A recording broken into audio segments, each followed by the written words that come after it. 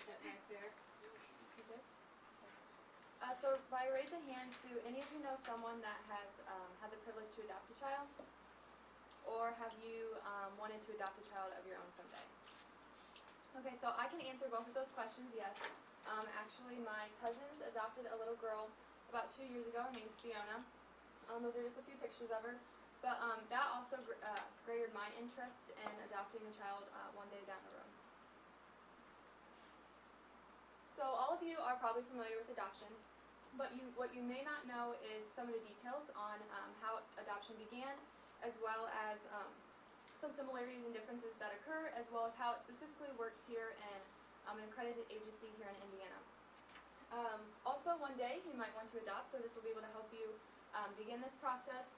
And then I believe that it has a lot of benefits, not only for the child, but for the parent. The parent gets to have a joy and blessing in their life, as well as provide a safe and loving home.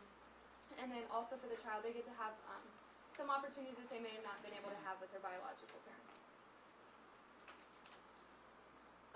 So I've looked into adoption and how it all rather works frequently in the past couple of years. And then I also got to witness and observe my cousin's adoption. So that helped me further my knowledge in this topic. And then some of my information comes from the West Encyclopedia of American Law, the article How to Adopt in Indiana, the Funk and Wagnall's New World Encyclopedia, as well as the Dictionary of American History. So to summarize a little bit of what I'm going to be talking about, the background information, some similarities and differences, as well as how it specifically works here in Indiana. So to start off, according to Julie Barabitsky in 2003, the definition of adoption is the process of legally transferring parental rights and obligations from a child's biological parent or parents to one or more adults. In 1851, Massachusetts passed the first adoption law, which signaled a big change in how adoption was looked at. It was now looked at more of how we can best meet the needs of the child rather than the adult. Before 1851, though, legal adoption was actually very rare, but informal adoption was not uncommon. State legislators sometimes passed private bills that would change the child's last name and was acknowledged as adoption. But slowly and slowly, adoption started to become more acceptable.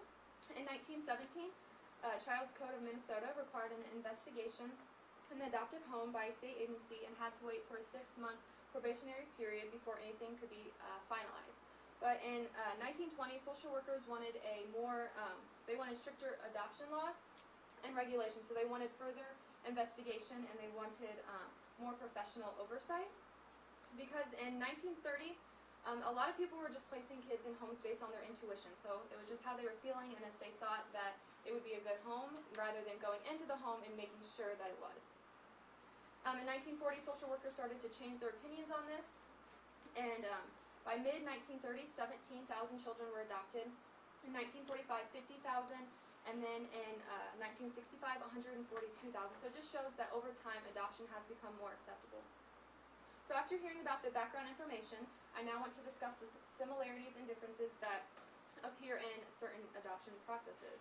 So in the article Adoption by West Encyclopedia of American Law, I found what some of the adoption processes require, which is each one have to meet the qualifications under the law. So some of those are going to be different in each state, but they have to meet all of those qualifications. As well as the adoptive parents have to be investigated and they have to fill out paperwork. My cousin said it was like they were signing their life away. They had so many papers that they had to fill out. Another thing that is rather similar is the formal steps. So like paperwork, those things are similar, but in each thing, for the state, they're a little bit different. And then in each state, it varies for unmarried people and same-sex couples. So here in Indiana, it is allowed, but in, I believe, Utah and Florida, it is not. So it just depends on the state. I found different types of adoptions in the article Adoption by Funk and Wagnall's New World Encyclopedia. And the first one I found was a private, which is where a lawyer and physician get to decide that, and they don't have a home study. And then an international adoption is where they have specific established guidelines. And throughout this process, the child should have a name, nationality, and a legal representation through the adoption process. Transracial is actually a very small percentage of adoptions, and this sometimes correlates with the international. So different races around the world, they kind of intermingle. And then for an agency, they are assigned a caseworker, which gives information about the child and answers any questions that the parents might have. As well as they have to do a home study, which parents have they just make sure the parents have a stable relationship and that they can provide for this child emotionally and financially. So now that you've heard about some of the similarities and differences, I want to focus on how Indiana handles adoption process in an accredited agency. So what I found in how to adopt in Indiana by considering adoption was that any Indiana resident may adopt and any non-resident may adopt hard-to-place children.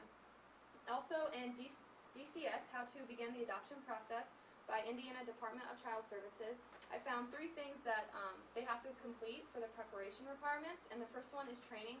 So they have to go to different counseling things and just make sure that they're ready for this process, as well as background checks. They have to have one nationally, locally, and in the city or in the county, and then they also have to have a home study, like I talked about earlier. It's also considered as a pre-adoptive placement for waiting children, and going back to, it's selected by the characteristics that will best meet the need of the child. So the child has to, it's based on the child and not the adult. They also have someone known as a special needs adoption program specialist that assists during this time.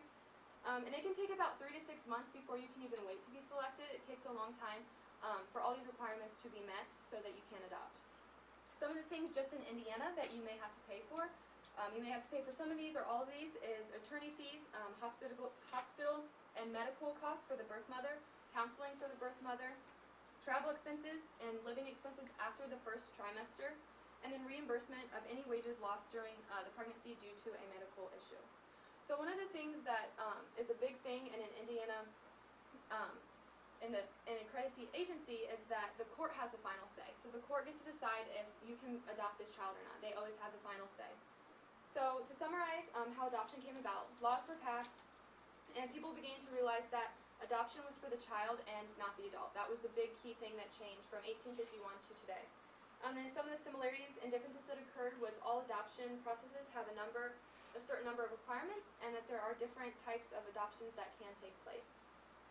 And then specifically looking at Indiana and the accredited agency is that there are many preparation requirements, and you have to wait to be selected, and like I said earlier, it could take about 3 to 6 months before that can happen. So my cousin went through an agency in Indiana that helped and supported her as she went through this adoption. As you just found out, it took a long time for adoption to get to the way that it is today. And although adoption can be a very long process, I believe that it has very many rewarding benefits. So for those of you that raised your hands, or for those that didn't, I hope that this helped you further your knowledge in the adoption process and maybe spark an interest to adopt one day.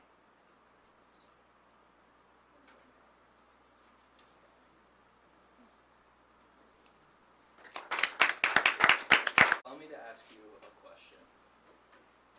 Who here enjoys listening to birds? Anybody? Okay, a few. Imagine with me for a minute that you're sitting in a park, listening to the serene sounds of the birds chirping around you, listening to their beautiful melody. And then you hear something that's a little different. You hear a plane flying overhead. But when you look up to see this plane, it's not where it sounds like it should be. In fact, it's a lot farther off than where you thought. Why does this happen? This effect is actually caused by the way sound waves travel. When we talk about sound waves, they move at a specific speed. And the plane actually flies further ahead of the sound that it creates. So before the sound can reach you or me, the plane has already moved on. This is what I want to talk about today: acoustics and sound. Now, you might be asking yourself, why does this matter? Why do I care? This is why it matters. Everything makes sound. Everything. Whether you bump a table, that makes sound. When you talk, you make sound. Everything has a sound. We all hear sound. The oldest person to the youngest baby. Research actually shows that babies can hear sound at only 5 months in utero, which means 5 months into pregnancy. They can actually hear. Now, none of us actually understand sound, the way that it truly works. We have a very limited understanding. However, I would like to inform you a little bit about what we do know. When we better understand sound, I believe that it changes the way that we interact with the world around us.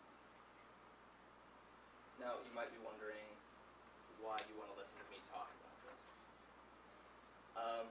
I am actually employed by Grace College as a front of house sound engineer, which means that during chapel, I balance the sound so it doesn't sound too heavy on any one instrument.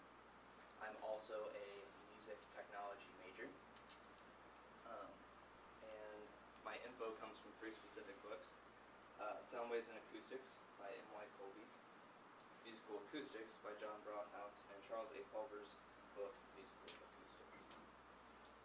So there are 3 specific things I'd like to talk to you about today. What are sound waves and acoustics? What is reverberation and sound absorption? And how does that affect our hearing?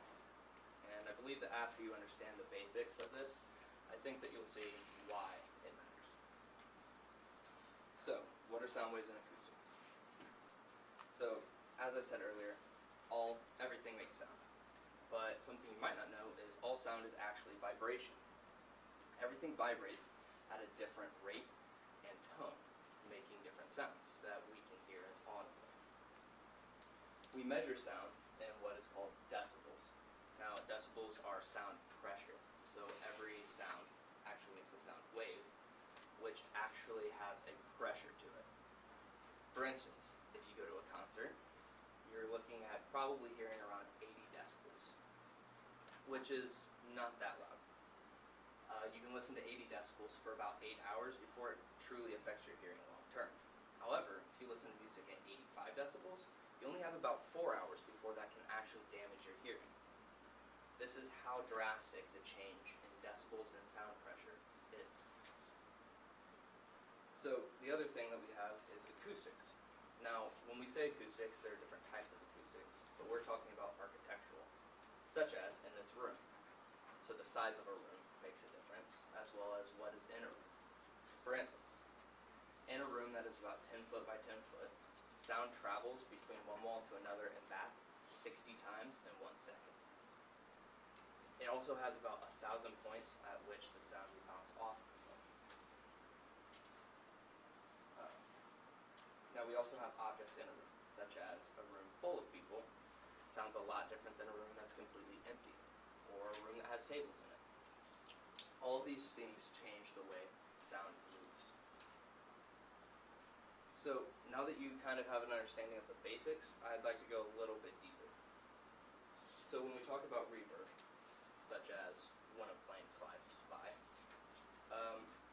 we have to understand that sound actually bounces. Sound bounces off of everything that it comes in contact with, and different materials react differently to that. We have sound absorption, which is kind of like if you've ever been in a church where it has big carpeted squares on the wall. Those are called sound absorbers. The way that those work is kind of like a hole in the wall. So all of the sound that hits those is absorbed into it, and only some of it comes back out. This makes a difference in the sound that you hear by changing the amount of sound that is coming back to you. If you didn't have that, things could sound jumbled and noisy because you have a lot of sound reaching your ears at different times, and you can't really tell clearly what's being said.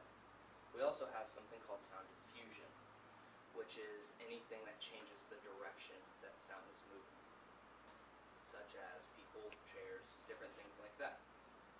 The way that that works is when the sound hits it, rather than absorbing the sound, it actually pushes the sound in a different direction. This helps clarify sound in a room by making everything sound more balanced and equal. So, with all of this information, what does it matter? How does it change anything? Well, we've talked about the way that sound works, how we hear sound. But I think that the real thing here is that it changes our view of God. All sound is created by God, for God. We know that all things are created for God's glory. In Psalm 19:1, David says, "The heavens declare the glory of God, and the sky above proclaims his handiwork." Everything proclaims God's handiwork. Every sound, every creation. is a very important thing to grasp, I think, because it changes the way that we listen to things. Conversation, birds chirping, planes flying. We also know that all things are made to glorify God. David tells us in Psalm 150 that we should sing to God, we should praise God with the harp, the lyre, the voice, everything. Everything is to praise God, all sound. Now, I would like to leave you with one last quote from a man named Christoph Wolff, who said, "Music is mixed mathematical science that concerns the origins, attributes, and distinctions of sound. Out of it, cultivated and lovely melody and harmony are made, so that God is honored and praised, but also that mankind is moved to devotion, virtue, sorrow, and joy." Thank you.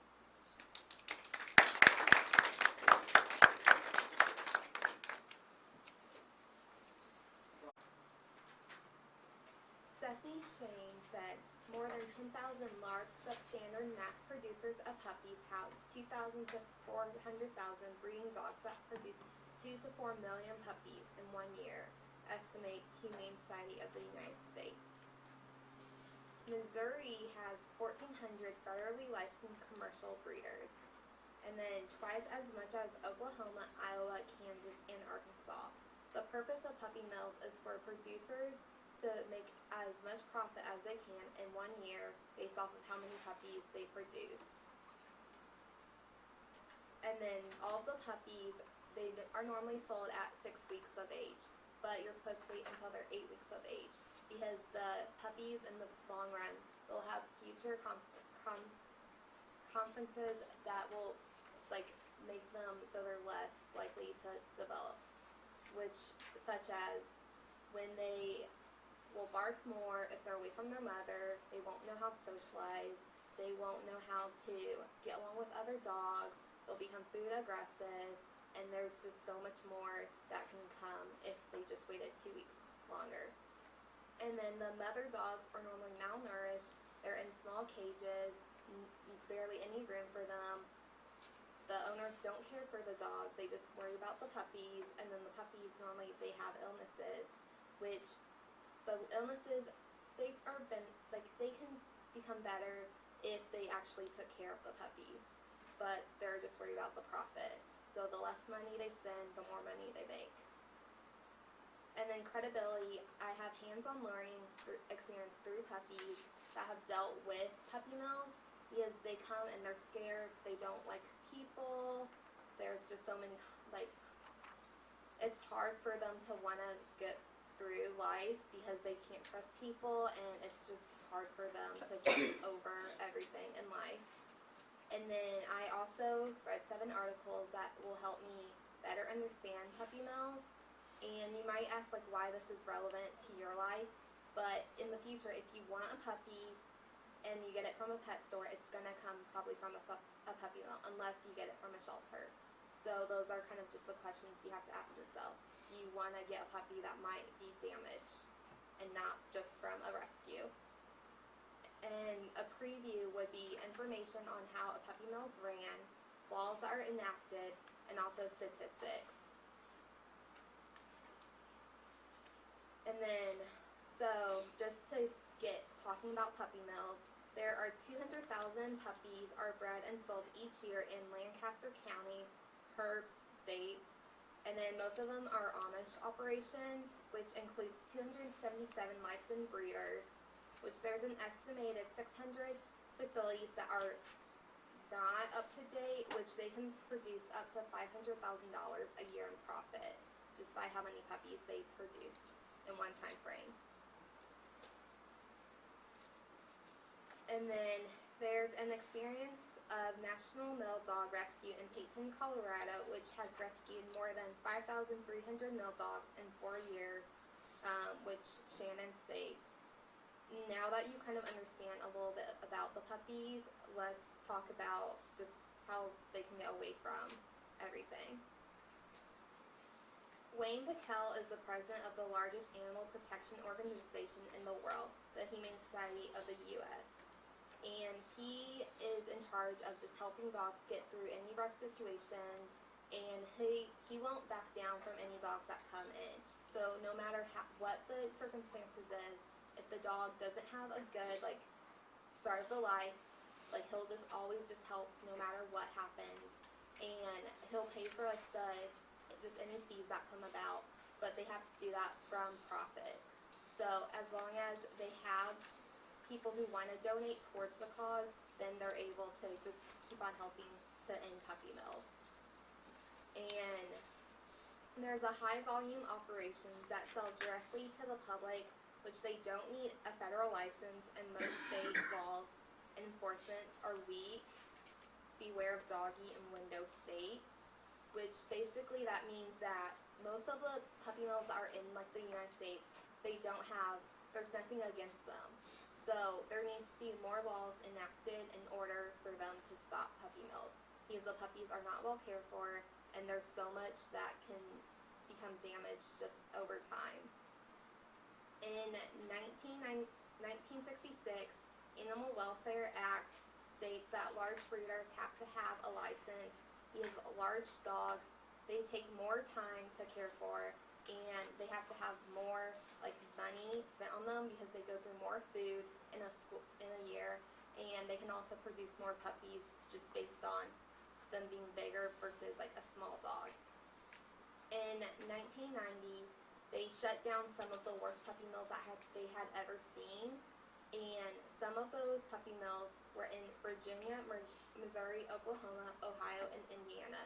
So puppy mills are all around in the U.S. People just aren't looking for them, which if you have to look for them in order to know more information about them. Now you can understand how they can get away with them, and 40% of the puppies have some sort of illness. No matter if the breeder doesn't want to pay for the vaccines, the dog's going to get sick. 15% have actually died from being bred because they don't have the vaccines, they're not well cared for, the areas that they're raised up in, they're not sanitary, so they're just going to get sick from diseases over time. And then 34% have congenital defects, which just from breeding so much, they're just going to create more conflicts in the future because the dogs, they might, like, lose a limb just by not being well cared for. And then just kind of reviewing everything, puppy mills, they're just really bad places, and the facilities are not clean. They can have so many puppies in one area, and all they just care about is profit. So no matter what happens, all they care about is profit. So normally the puppies do not get the vaccines that they should before they get adopted out to the people. And then Missouri has the most breeders, which is 1,400, which is the most breeders compared to any other state in the U.S. And then there's only the 2 laws that are enacted, and then more investigations are being done only because more people are finding out about puppy mills and they want to become more activists against puppy mills.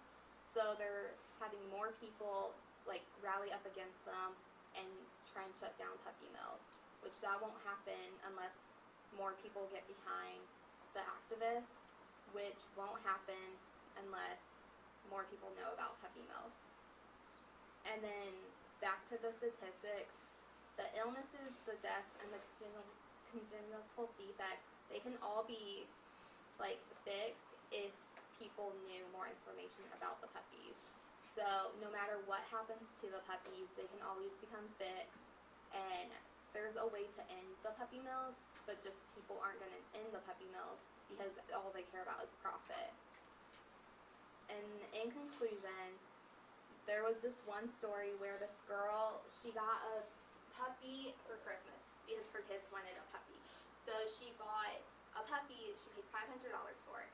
The puppy ended up getting parvo vaccine, which it can be prevented if the breeder had the shot for the puppy. But the puppy, she only had it for 2 days. Then it started, like, not walking, like, just not eating, just, she knew something was wrong. And so she went, like, took the puppy to the vet, and within 3 days before Christmas, the puppy ended up dying. So her kids didn't get a puppy for Christmas, and lost out on the $500 that she spent for the puppy originally. And as Wayne Pakel states, as a society, we are typically deeply disassociated from animal cruelty, but more than ever, animal protection organizations tell backstory. Intelligence and emotional capacity of animals and animal cruelty is a moral problem. So, just in general, it's just a moral problem. Okay, so I would like all of you to imagine that as a child, you went on vacation to Australia, and while you're in Australia, you visited the Great Barrier Reef, and it was really cool. When you went underwater, there were fish, there were coral, there were bright colors from all that, and it was really awesome. You took a lot of pictures, you took them home, put them in frames, and as you grew up, you like to look back at those pictures and think, man, that was a really fun time. You know, I really want to go back, I want to relive that. So as you get older, you know, maybe have a kid, I don't know. You decide, you know what, I'm going to go do that. Because, you know, you really enjoyed it, you want to do it again. So you book your flight, you book your hotel, you get there, you're really hyped, and you get out there, you get on the water, you go underneath to a coral reef, and it's all white. There's no life anywhere, it's dead. The fish are gone, the colors are gone, and you're like, what happened? Well, the result of what happened that caused that is pollution. So, just to start off with, why is the Great Barrier Reef even relevant? Why do people care? Well, it's a massive ecosystem. I mean, everyone I'm sure has heard of it, but it's on the northeast coast of Australia. It spans 344,000 square miles, and is 2,000 kilometers long. So, covers that area there. So it's a huge ecosystem. There's a lot of plant life. There's a lot of coral. There's a lot of fish. And according to the United Nations Educational, Scientific, and Cultural Organization, if they had to pick one coral reef to save, to keep on the World Heritage List, it would be the Great Barrier Reef. And finally, not only that, because of its tourist attraction, it brings in between $6 million and $13 million to Australia. So it's an important economical attraction as well. So most of the data for this comes from the James Cook University out of Australia, the Great Barrier Reef Marine Park and Authority, and the United Nations Educational, Scientific, and Cultural Organization. So, and we're going to look at its location and size, tourist aspect, human threats, natural threats, and the extent of damage that is sustained right now in 2016. So, I didn't get a chance to get the PowerPoint up because I have a MacBook, and that doesn't work on a MacBook. So as I described earlier, it's on the northeast coast of Australia, 344,000 square kilometers. It is the home of 1,500 fish species, 2,195 plant species, and over 400 species of coral. And it's very large, and because of this, it's a vital tourist attraction, and it's also very, very important ecologically. So about 2 million people visit the Great Barrier Reef every year, and like I said, it brings in about $6.5 to $13 million. So, and because of so many people go through here because of shipping, tourism, there's a lot of human threats that occur in the reef borders. These include shipping accidents where you have oil tankers, large ships, actually plowing over an entire section of reef, physically destroying the environment. Oil spills from some of these ships, being oil tankers, they plow over these reefs, and they're very hard. They actually break open the hull of the ship, and oil spreads throughout the reef. And if anyone knows, we've all seen oil spills. The one up in Alaska, pictures of seabirds, it really has has an immense detrimental effect on the reef. Overfishing also plays a factor. Like I said, there's 1,500 species of fish, and overfishing, drops the density of those species into separate reefs.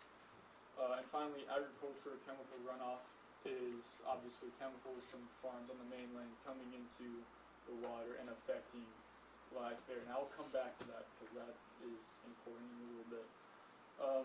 As well as human threats, there's also natural threats. So some things that we can kind of control ourselves, but to some extent, it's kind of hands-off.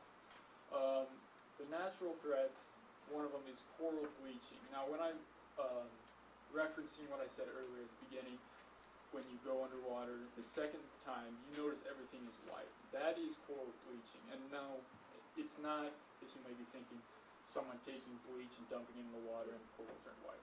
That's not what it is. It's actually as a result of an increase in water temperature.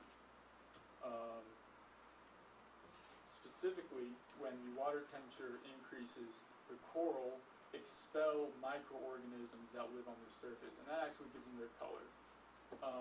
And when this happens, these microorganisms help the coral to survive. They help process nutrients, and without them, when they expel those organisms, the coral die, and then they break apart, giving them their white color. Also, another problem is invasive species. There's a species of starfish called the crown of thorns starfish that actually feeds on coral. It breaks them down, and it's a major problem. A lot of the reefs have suffered from an epidemic of sorts from those. So the extent of damage from both natural and human-based causes is quite extensive. In 2016, in a paper done by Karen Gozel of James Cook University, 4 out of 500 reefs showed signs of coral bleaching. Or not 4 out of 5. 4 out of 500 showed no signs. So out of 500 reefs, 496 were all affected by this. And of those, 95% were in the worst categories of coral bleaching. So not only is it there, it's also very, very bad. And the way they found this was through aerial photography, actually surveying the reefs underwater, and also something called multivariate spectral analysis. Big words, yes. It involves satellite imaging and actually using those to determine pollution through organic matter in the water. It's incredibly complicated.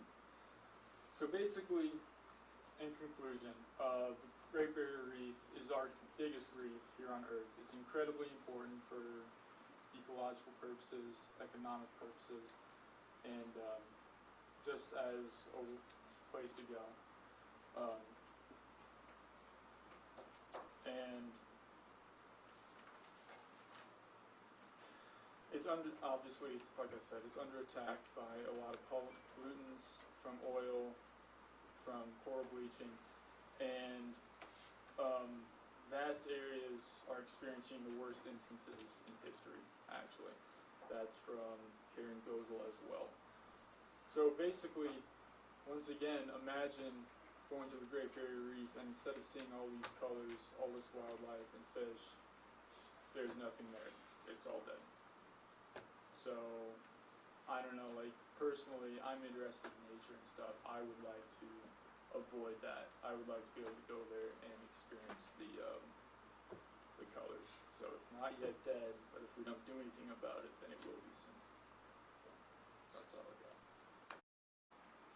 Hi, my name is Maya Bowen, and today I'm going to talk to you about the Order of the Illuminati. Money has no feeling, no voice, no soul. Its choice between good and evil is all decided by those who use it. This is taken from the official Illuminati's website. Believe it or not, the Illuminati is an actual thing. This is a standing belief of what the Illuminati believes in. There's no God, there's no devil, there's only good and and money. People who use the money for good, good comes out. And people who use money for evil, evil comes out. Many people are familiar on what the Illuminati is. So if I ask you guys, what is the Illuminati? Many people think, oh, that's that devil worshipping group that everyone knows about. Actually, that's only half true. And then you're also thinking, why would this matter? Why do I care about the Illuminati? Many people think that as a Christian, it's very important for you to know the truth and myths behind this group. So if people were to question you, you would know what is actually true and what is not. So by understanding the background of the Illuminati, you can further understand what it is and what's false about this. The start of it all. The Illuminati was created in 1776 by a French philosopher named Adam Loucheur. He studied French philosophy and became a professor through many different universities. At first, he wanted to join the Freemasons, which is another order or organization, as many people know. However, he couldn't afford the application fee, so he got really mad and was like, oh, I'm just going to create a group of my own.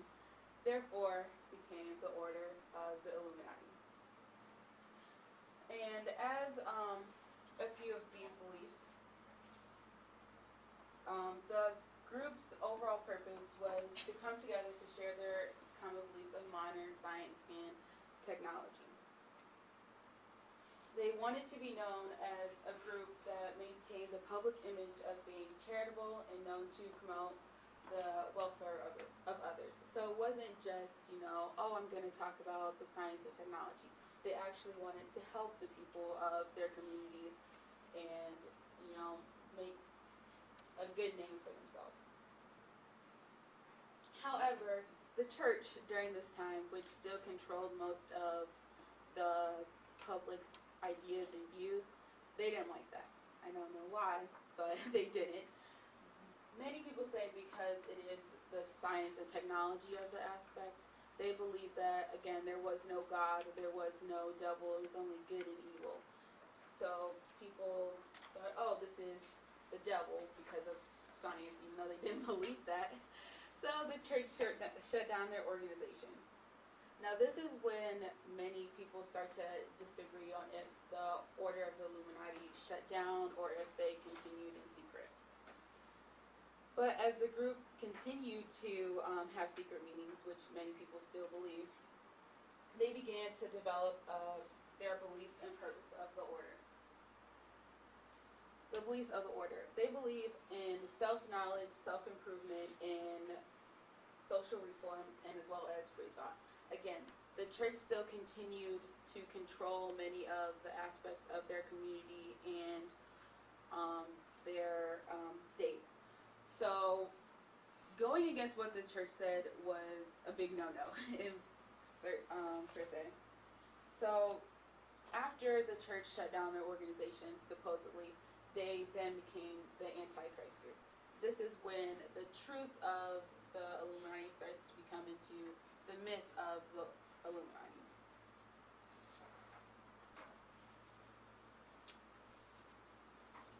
Although there are many opinions on the Illuminati today, there is an idea of a new organization modeled after the original, but this Illuminati has a whole different aspect on its beliefs.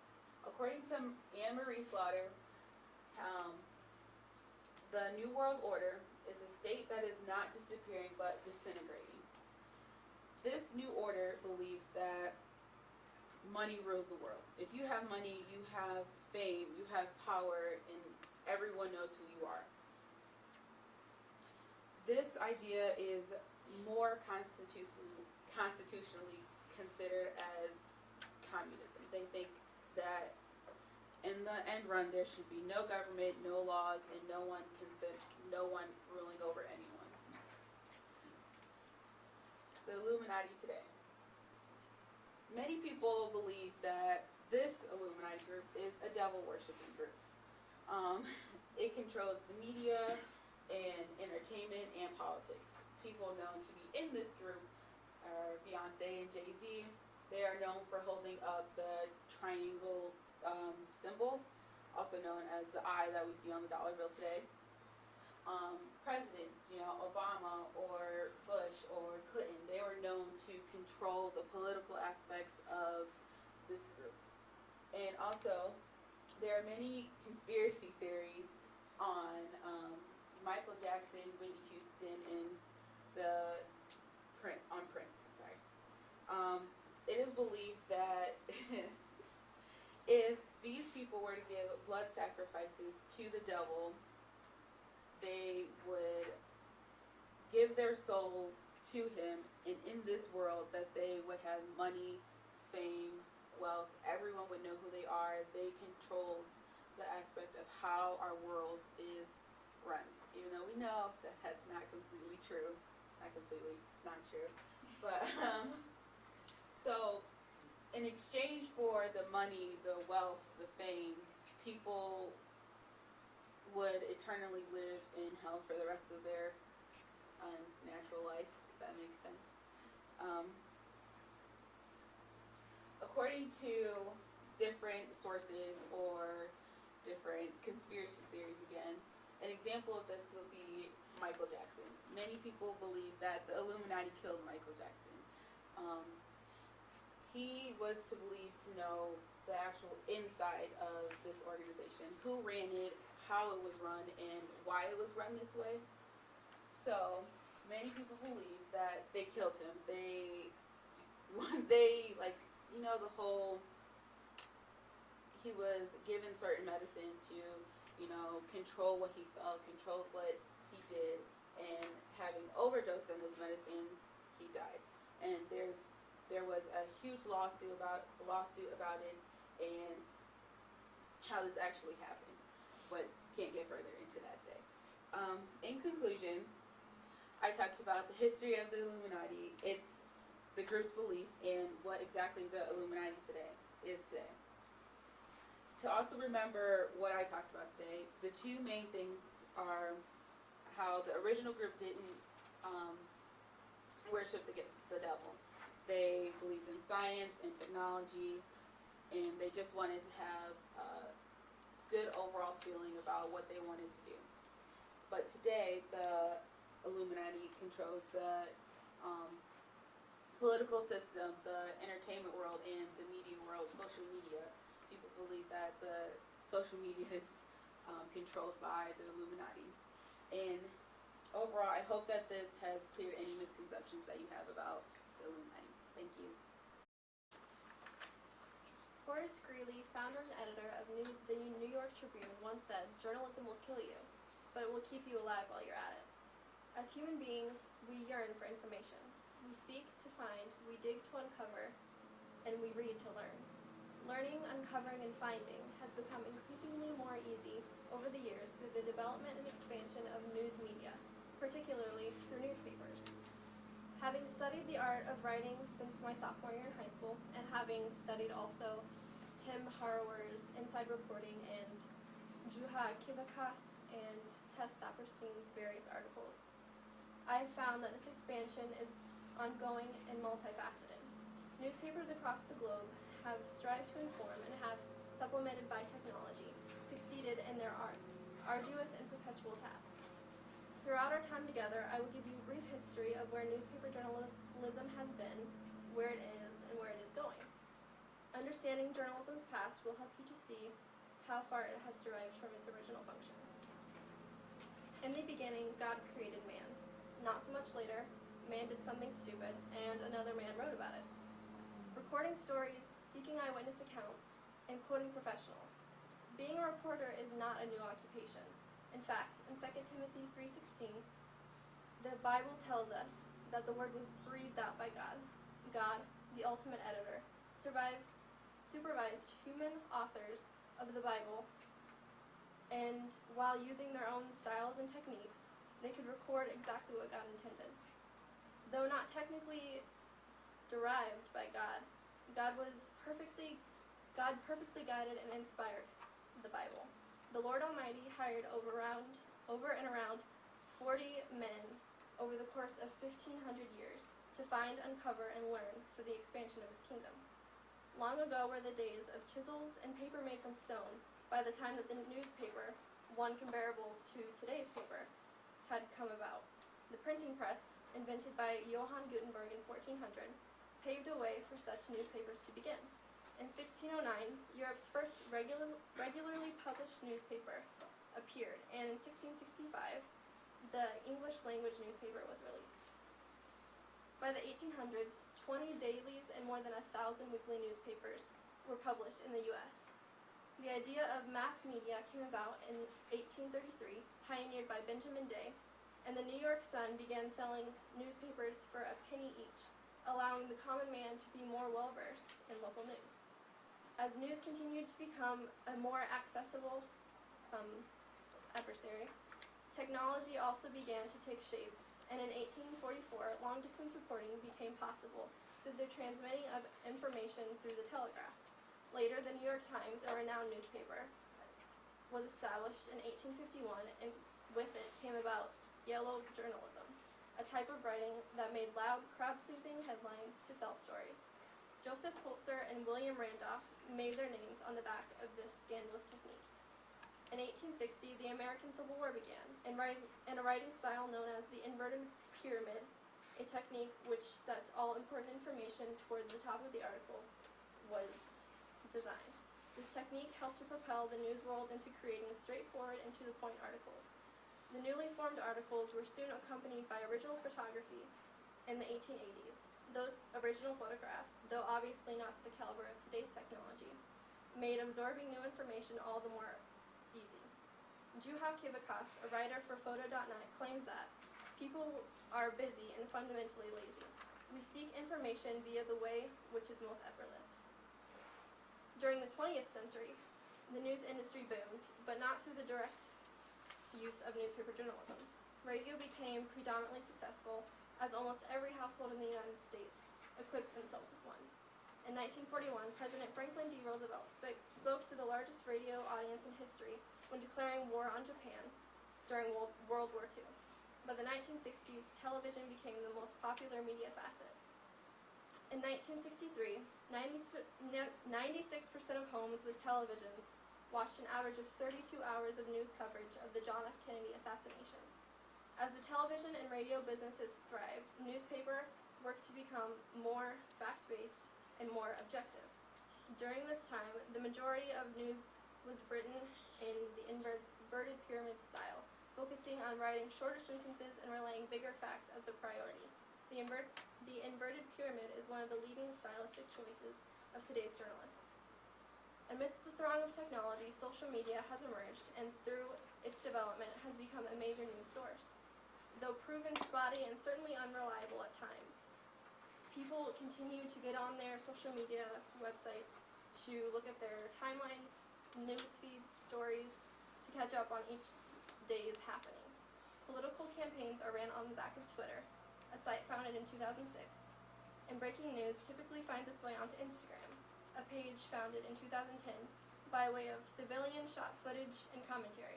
Facebook, a particularly popular networking site founded in 2004, has even developed certain features to make viewing news a customized, no-stress experience. As articles are read online, similar articles are recommended just for the reader, and are, in some cases, deployed right into the screen without warrant or warning. Similarly, promptly after watching a news video, a new one that is deemed of synonymous content, commences without warrant or warning again. As a result, readers and watchers read and watch significantly more than they ever set out to. And somehow, all of this content remains completely free to their users. Today's media, the media of the 21st century, seems to be something of a whirlwind. With the touch of a finger, information, new and old, is available to us in mere seconds or less.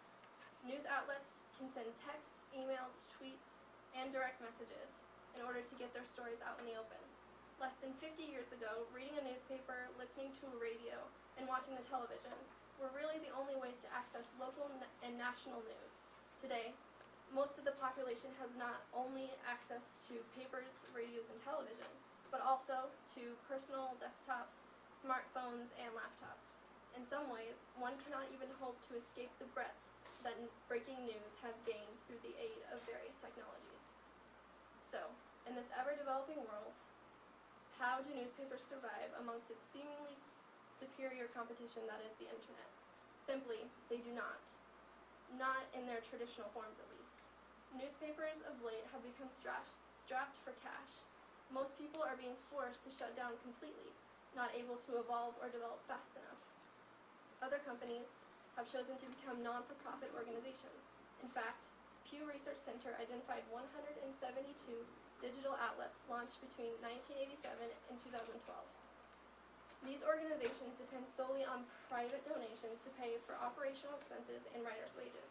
However, because of the internet, writers no longer are bound to rigid deadlines or once-a-day printing, and are capable of presenting breaking news within minutes of it actually breaking, and developing the stories as it expands. Readers and viewers are also able to interact with the story and with each other through the public forums and comment sections that are set up on each website. One downside to the media newspaper revolution is that authors have become lazy with their writing and strive to give their readers a story in its most simplest terms. Tess Saperstein of the Harvard Political Review claims that these such newspapers have been continually dumbing down stories in order to interest a population with an ever-shrinking attention span. In conclusion, as humans, we yearn for information. We seek to find, we dig to uncover, we read to learn, and in this particular day and age, there are a plethora of ways to do so. Technology has slingshotted newspaper journalism into its future, yet some of mankind's greatest innovations lie in its past. So, should writers tear up their roots, pen and paper, or should they plow forward and remain in the technological world? History provides a clear answer to this. Innovation, technology, social media, and the internet will always prevail. However, basic, more elementary ways, pen and paper, will always be around and never truly be antiquated. Thank you. Around us. I can assume that everyone in this room has a computer or at least a phone. Godfrey Reggio said it the best.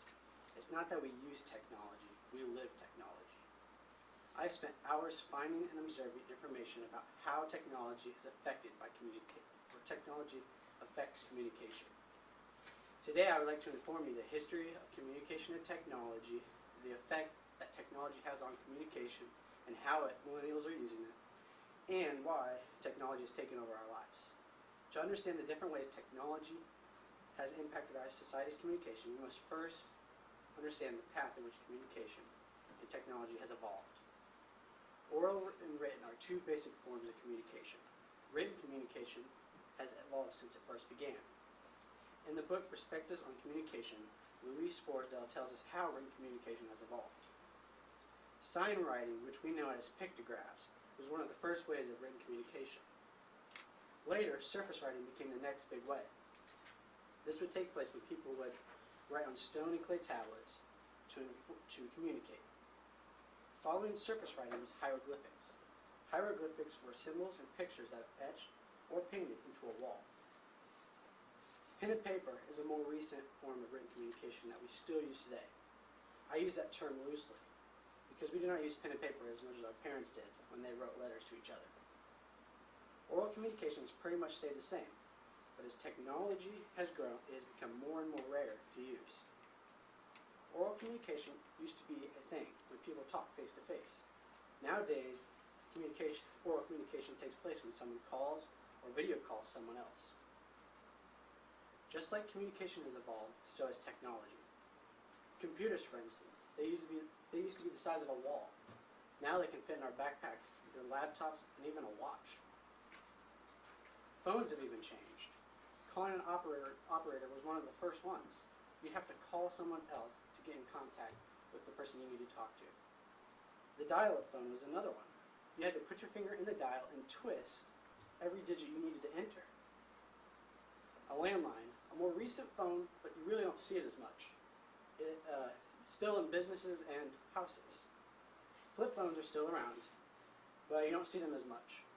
These allow you to text and call people, but they really don't let you do much else. Most people have a smartphone. Smartphones allow you to do pretty much everything you need to do. whether that be surfing the web, playing games, or even looking at work emails. Technology has grown to play a major role in our lives. And as with everything, there are both benefits and negatives to this. One major negative is that technology has crippled our communication skills. Social media is a big reason why our society's communication is decreasing. Children, Technology, Problems, and Preferences was an article written by Barry Farber. In his article, he gives some statistics that I find to be very interesting. 80% of 12 to 17-year-olds use social media network sites. 80%. 93% of them have Facebook accounts.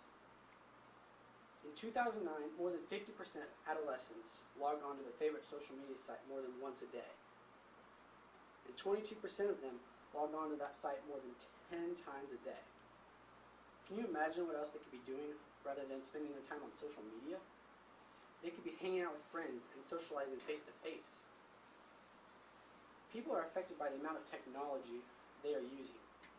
Betty Ann Saya wrote this article, The Role of Communication Technology in Adolescents' Relations and Identity Development. In this article, Betty shows us why online communication is hurting face-to-face interactions. People are using expressions and tones of voice in a negative way, which are affecting the way people talk to one another. By doing this, they are pushing more and more people to use online communication. This way, they do not get emotionally hurt. The issue with that is in Farber's article, he talks about how potential consequences that social media is causing. Depression, social anxiety, internet addiction, social isolation, just to name a few. Technology has had the greatest impact on the generation of millennials. It's taking over our lives. We were born into a world where we've always had technology. In our society, we always think we need the newest thing. For example, the new iPhone that just came out. Everyone wants the latest version of it, but we really don't need it. Millennials love technology. It's so easy to hide behind it. Netflix is a big example of that.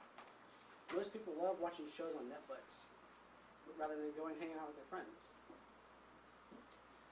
From the time that people use pictographs to the millennials that text on their phones, the forms of written communications have changed. Just like written communication, texting will one day become obsolete. With all this technology that continues to change, it will always affect people socially. This is proven by the way people have used to have face-to-face interactions to now people texting in the same room. This is an example of people becoming more socially isolated. Statista from our library's website says that 68% of responders agree that corruption is that is corrupting interpersonal communication. How do you respond to that?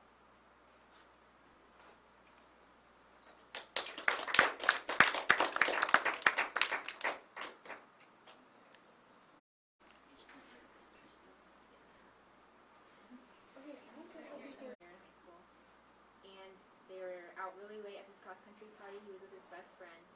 And on the way home at 1 o'clock in the morning, he fell asleep at the wheel and hit a really large tree. And he was knocked out unconscious, and he was in a coma for 3 days. When he woke up from his coma, the doctors told him that his lungs should have collapsed because his chest hit the steering wheel so hard there was an indentation of the steering wheel on his chest. And he said that the only reason that his lungs didn't collapse was because he was a runner. His lungs were so strong. He's one of the main reasons why I run today. Running is so much more than like losing weight. A lot of people think that people run just to lose weight, but there's so many more health benefits to it. It helps with your overall well-being, and like for college students, we struggle a lot with anxiety and depression and frustrations with all the homework that we have to do. So running is like a good way to just relieve that and put your mind in a different place. I have personally been running since the age of 5, and when I was 8 years old, I was in the Junior Olympics on the Indiana Team Bird. That was an awesome experience for me. So I feel like I have a lot of experience in this area. I also run here at Grace College. I run cross country and track. I got most of my information from personal experience, as well as the Philippines Daily Inquirer an article from Dr. Pendick, an article called Running Health Benefits, and an article called Winner in the Exercise Race by Dr. Mala Ashcock. Running aids in better sleep, mental health, and your internal organs and health. Running offers so much more than burning calories. It also improves your sleep. How many of you here feel like you don't get enough sleep at night? Yeah, me too. Especially for college students, it's really hard to get the amount of sleep that you're supposed to. But a study done in Australia talked about how runners have the greatest sleep efficiency out of anybody, which means the time you're awake during the day and the time that you're asleep is proportional to each other. And that's how it should be. Dr. Mala Ashcock, writer of The Winner in the Exercise Race, found that people who run at least 20 minutes a day or run walk or run jog get 65% more sleep than non-runners. It makes you more alert, less likely to zone out in class, and I can tell when I take a day off of running that it's really hard for me to fall asleep at night, so this is proven in my life as well. Many college students suffer from mental health disorders such as depression and anxiety, but studies said that running offers the same benefits as antidepressants.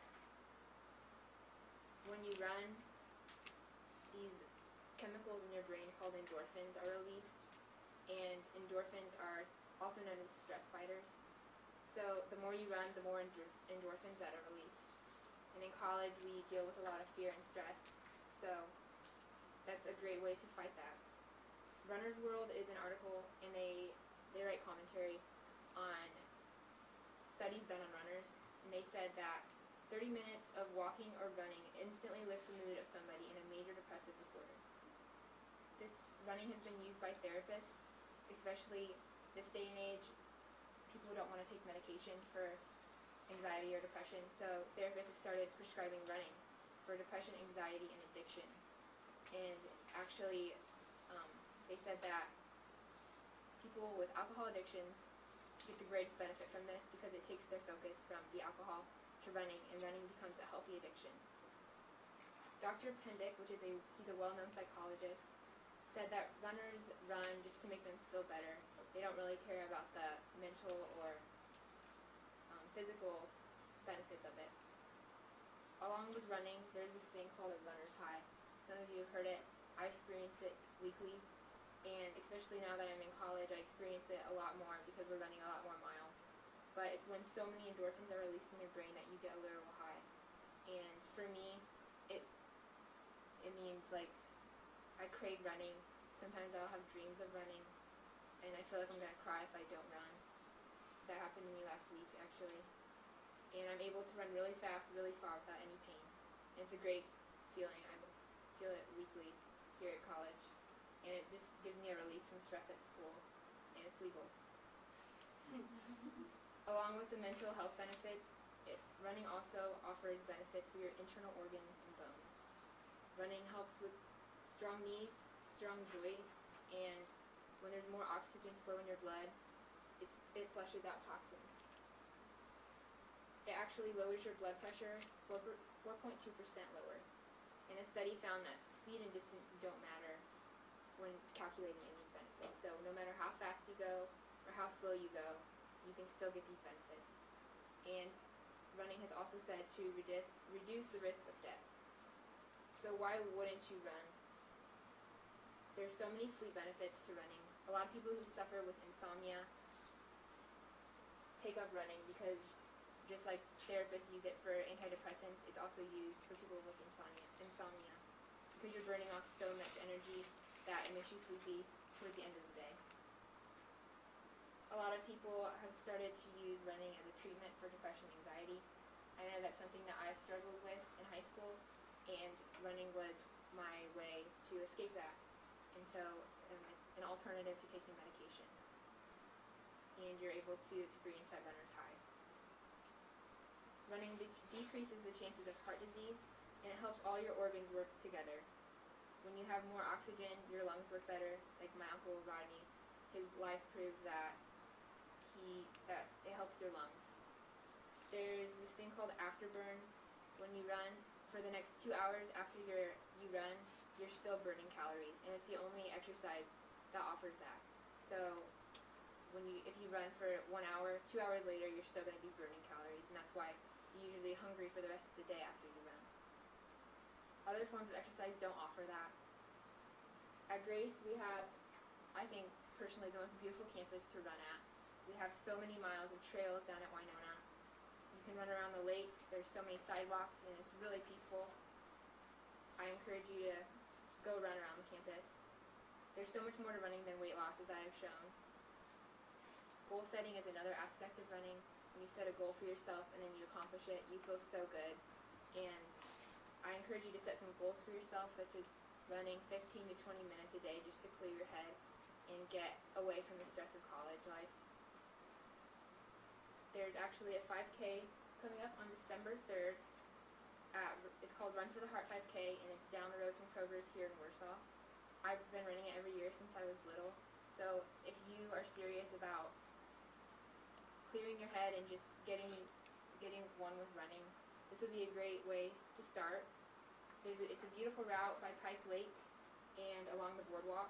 After you're done with the race, there's Christmas music and every Christmas cookie you could think of. I'll be there, and it's just a great way to set a goal for yourself.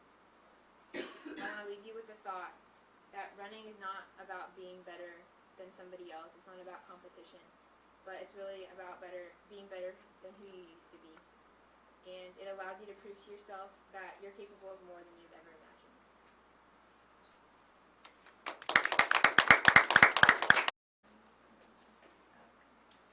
Performance is directly correlated with intensity. Intensity is directly correlated with discomfort. This is a quote by Greg Glassman. He is the founder and CEO of CrossFit. He is also known as the WOD Father. WOD stands for Workout of the Day. CrossFit is a total body workout. It was made by Greg Glassman to incorporate every type of workout there is in the world. You've got Olympic lifting, power lifting, you have aerobics incorporated, and you also have gymnastics incorporated. It is also scaled to how efficient you are in the CrossFit world and has all different kinds of levels. So for scalable workouts, a workout like this, as I said, WOD, workout of the day, you would have something, let's say, double unders. You use a jump rope, and for every time you jump, you have to use the rope 2 times. So most people do singles because when they first start out, they can't do a double under, just like box jumps. If you can't do a box jump, you would do a box step up and a box step down, which would be 1 box jump. My sources are 3 reasons people are obsessed with CrossFit by J.C. Hers, CrossFit Sensorium, Visuality Effect, and Immersive Sport by Leslie Hayward, and CrossFit Training by Jode Ceremi. My own involvement, I've been in CrossFit for almost 3 years now. I have helped many people in the gymnastics realm of CrossFit because that's one of the easiest things that I find in CrossFit. And so, as I said earlier, it incorporates weight training, it has aerobics and anaerobic exercises, and it also has gymnastics. Olympic lifting. Olympic lifting, not many people know much about. It's in the Olympics too. I don't know if any of you watch it. It's not something that's really watched a lot of. They have, right here as you can see, a snatch. In the snatch, you bring the weight up from the ground in a squat position, and you bring it overhead, and you have to squat it while it's overhead and then bring it back up. This is the hardest Olympic movement there is in the world because it is overhead and you have to keep it behind your head. If it comes a little bit forward, you're going to drop the weight. There's also multiple different kinds of snatches. You start from the floor for some, that's a full snatch. A low hang snatch, you hold the weight above your knee. A high hang snatch, you start at the thighs. For a clean, which is the picture in the right hand corner, you start also from the floor. The cleaning is also like a front squat. Many people front squat, but they also don't start it from the floor, which makes it a little bit more difficult to do. You also have, just like the snatch, you start from the floor where you have the low and the high hand clean. The jerk is also incorporated with the clean, which is in the Olympics too. It makes it a little bit more difficult because the weight has to come overhead like a snatch. Your arms aren't as wide as a snatch though.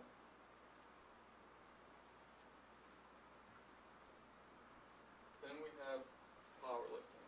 Powerlifting, most people do in the gym. You have bench pressing, you have squats, front squatting, back squatting, and you have deadlifting. For squats though, CrossFit is very different compared to what most people do. Most people, the squat for a rep is parallel. So anywhere where both of your legs are the exact same length.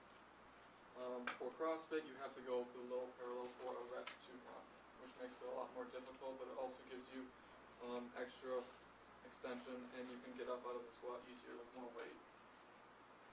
Deadlifting for me is my personal favorite, my best strength. Then for the cardiovascular aspects, we have a rowing machine, which is there. A lot of people have used that. That's been incorporated into many gyms now. We have a erg, which most people do not use even in the CrossFit community because it's one of the worst things to do when it comes to cardio. The assault bike, and then everyone's favorite, burpee. The assault bike, the erg, and the rower, they have different kinds of ways to count.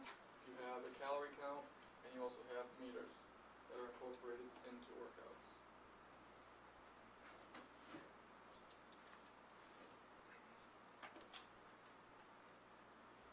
The gymnastics side in CrossFit, you have handstand walking, where you'll have a specific distance you have to walk on your hands.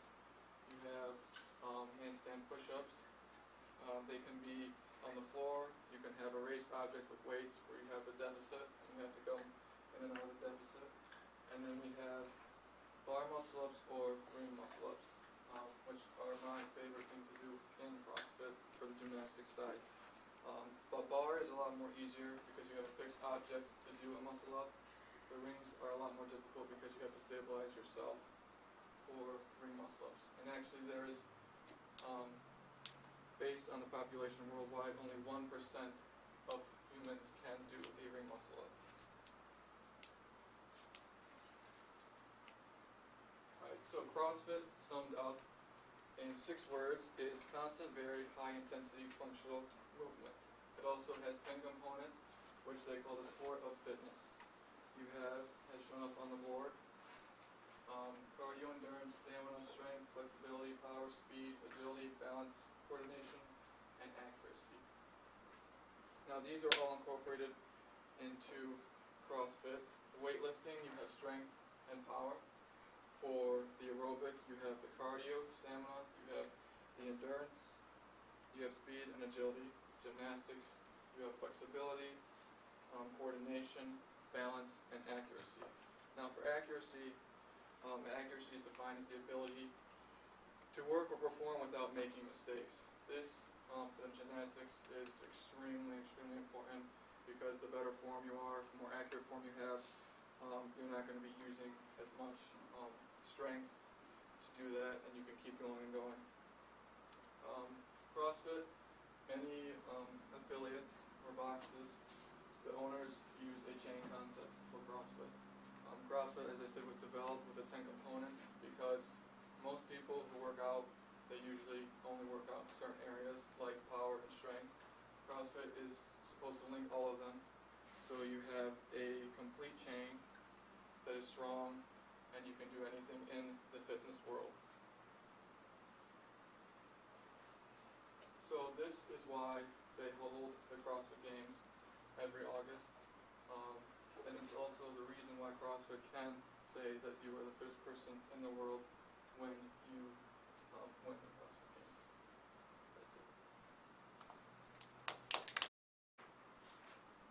Joy, fear, anger, disgust, sadness. I'm sure most of you are familiar with the animated movie Inside Out, about the emotions of a girl and how they impact her decisions. But did you know that there is a science behind the movie? Not only can emotions show from the inside out, but they can also be affected from the outside in, such as how you may react to someone who is angry, or share the joy of someone who is joyful. From the excitement of a new experience to the agony of loss, emotions are common experiences across humanity. The psychologist Dr. Paul Ekman has dedicated his life to the study of these emotions and how they are displayed on our faces. My own fascination of the TV show Lie to Me, which is about recognizing facial expressions and detecting deception, led me to his work, which inspired that show and also influenced the movie Inside Out. I then studied Ekman's book, Emotions Revealed, his website, paulekman.com, and several articles written by him and about him. Today, I want to share with you some of Paul Ekman's findings. I want to start with the beginning of his research, then move to his studies on the face, and then conclude with his smallest, yet biggest discovery, the microexpression. Like all great discoveries, Paul Ekman's began with a spark of interest. In an interview for The Guardian with Ian Sample, Paul Ekman relates that he was born in Washington, D.C. in 1934. By the time he got to high school, he was often plagued with boredom, so at 15, he applied to and was accepted to the University of Chicago, where he studied psychology. He had a mentor, later in life, encourage him to study facial expressions. However, he was reluctant at first, saying the face was a graveyard because no one had conducted any conclusive research on it. Yet. He then saw footage of the South Four people of Papua New Guinea from a colleague, Carlton Kajasek. Even though the South Four people were from an entirely different culture, he did not recognize any facial expressions on them that were not common to Westerners. He explains in his article, Happy, Sad, Angry, and Disgusted, that he took off for the highlands of Papua New Guinea to study the South Four people for himself and validate the findings of his research. To begin his research, he began by having a translator read a story to one of the South Korean people, and having that person choose from an array of facial expressions which one best described how that story made them feel. These people had never seen photographs before, but after continuous evidence of the South Four people picking the same facial expression that a Westerner would choose, Paul Ekman decided to take the experiment a step deeper. This time, when the stories were read to the people, they were instructed to make the facial expression of how that story made them feel. The results concluded that the South Four people, who had no contact with the outside world, expressed their emotions with the same facial expression as Westerners would. From his beginnings in research, where Paul Ekman realized the universality of the way people express their emotions in their facial expressions, he then dove into an intensive study of the face itself. Excited about his findings, Ekman came back to the States to start his research. Armed with hours of his own video footage, plus countless photos of others, he and his partner, Wally Friesen, began the experiment of uncovering every single facial expression that a human can make. According to Catherine Ramsland, the author of the article, The Man of 1,000 Faces, Ekman and his team uncovered 10,000 facial expressions, of which about 3,000 are connected with meaningful emotions and a couple hundred are used every day. Through a decade of research, Ekman dissected every movement of facial expressions into 23 smaller parts called action units, or AUs. An example of an action unit would be raised lips, AU12, or raised cheeks, AU6, and a combination of the two you would easily recognize as a genuine smile. He concluded and consolidated his work and thousands of hours of research into the Facial Action Coding System Manual, also known as the FACS system, which displays thousands of facial expressions and explains the action units that make up those expressions. Ekman's studies of the face pinpointed meaningful expression, every single one of them. However, his next experiment revealed the biggest discovery of all, which is actually quite small. What about when people do not want to display what they are truly feeling? Because of societal stigmas, many people often mask their feelings in social situations. So Catherine Ramsland, the author of the article, The Man of 1,000 Faces, tells that the man of 1,000 faces, Paul Ekman, set out to prove that he believed psychologist Sigmund Freud, when Freud said that our emotions ooze out of our every pore, even when we do not want them to. Ekman now conducted a social experiment where he had students from America and also students from Japan view both pleasant and unpleasant video clips. Unbeknownst to the subjects, there were hidden cameras that documented their facial expressions while viewing the clips. The footage showed that the entrance of a man in a lab coat did not affect the display of emotions in the American students. However, in the Japanese students, when the man entered the room, they started to mask their horror with polite smiles. Now, yes, this showed that culture has an influence on social displays of emotion, but there were cracks in the masked facial expressions where the true emotions came out. Through the video footage analysis came the discovery of the micro-expression, involuntary expressions that flash across the face in the blink of an eye, often 1/15 of a second, they display the true emotion of a person, even if he or she is trying to conceal it. Although minute, with training, anyone can learn to spot these micro-expressions and can detect others' emotions even when they're trying to conceal it. It's crazy to think that something as complex as the display of emotions can be broken down into smaller units. Today we saw from Paul Ekman's research that an idea from a mentor and a link from a colleague sparked his interest in studying facial expressions in the first place. When we looked at Paul Ekman's studies of the face, we found out that the puzzle of facial expressions, innate to mankind, can be dissected into smaller parts called action units, the pieces that make up the whole. We also saw through a social experiment that even when we try to conceal our emotions, they leak out through microexpressions. According to Paul Ekman, in his book, Emotions Revealed, the truth is written all over our faces. So just remember, although the eye is the window to the soul, the door is the face for the emotions. The face is the doorway for our emotions. Thank you. Just because someone doesn't love you the way you want them to, doesn't mean they don't love you with everything they have. That quote has an unknown origin, but to quote a writer it's safe to assume we are all familiar with, William Shakespeare, in his play Romeo and Juliet. They do not love that do not show their love. We all have ways of expressing love. It is a vital part of our lives, the very fabric that holds it together and makes it worthwhile. However, sometimes it's hard to show someone you love them in a way that they can truly grasp and connect with. This is where understanding love languages is necessary in our relations with those we care most about. Whether in a romantic relationship, friendship, or family interaction, we all need to know how to reach the heart of a person we are expressing our love for. I first learned about love languages in a class I took about a year ago on human development. I dedicated many hours to studying the original book about love languages by Gary Chapman called The 5 Love Languages, as well as other readings on the subject, including articles from Toronto Star newspaper and the Western Mail. In our time, I will discuss what the 5 languages are, how to help identify your own primary love languages, as well as how to appeal to all of them. Of course, before we gain a better understanding of how to speak the language, we must first learn what each of them is, and you will quickly be able to see where they have been spoken in your own life. Jane Young said, "When you love somebody, you're supposed to tell them." Words of affirmation is the first love language. This, as we have all experienced, can come in the form of compliments, such as, "Your hair looks really nice this evening," or "The way you solved that problem was brilliant," or in this class, "Your speech was fantastic."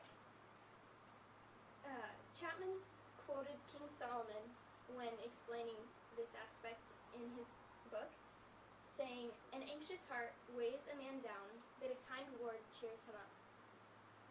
Encouragement is also another important part of this love language, and Chapman says, requires empathy and seeing the world from your spouse's perspective. Chapman approaches this subject through the window of marriage, but it can also be applied to any relationship in your life. Kind words are very powerful, but tone is important as well. Giving a compliment in a harsh tone can be almost as harmful as a put down. But at the same time, it can also be very encouraging to receive criticism in a polite tone, as it can be a positive way for the person to view themselves and how to better themselves. Quality time is the second love language. To quote Winnie the Pooh, "Any day spent with you is my new favorite day. So today is my new favorite day." Karen Sadler from the Western Mail says that quality time does not mean just being in the same room together. It is about giving someone our undivided attention or sharing an experience together. Activity is incidental when it comes to people whose love language is quality time. It doesn't matter what you're doing as long as you're together. Shared emotion and quality conversations speak volumes as far as letting this person know that you love them.